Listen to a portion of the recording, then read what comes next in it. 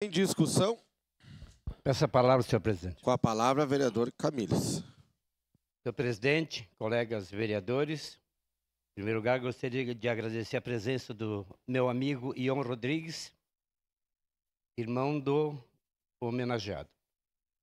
José Ivan Rodrigues nasceu em São Francisco de Paula em 20 de julho de 1942, filho de Ari Araújo Rodrigues e Iva Moreira Rodrigues Araújo.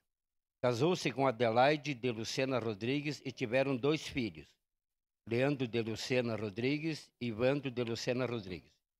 Engenheiro, tomou posse no Serviço Autônomo de Água e Esgoto SAMAI em 16 de setembro de 1971, no cargo de auxiliar administrativo. Por ter sido aprovado em concurso público de acordo com o Decreto 3.148 de 31 de agosto de 1970, em 24 de março de 1976, passou a ocupar o cargo de escriturário. José Ivan construiu sua carreira dentro do SAMAI, foi diretor-geral entre 1º de janeiro de 93 a 31 de março de 1996. Aposentou-se proporcionalmente por tempo de serviço em 23 de setembro de 1997.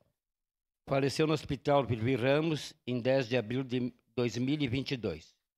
Foi uma pessoa muito atenciosa, servidor municipal exemplar e fez muitos amigos em seu local de trabalho.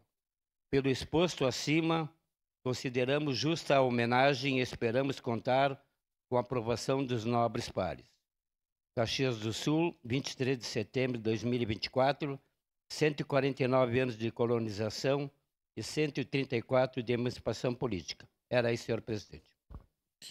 Obrigado.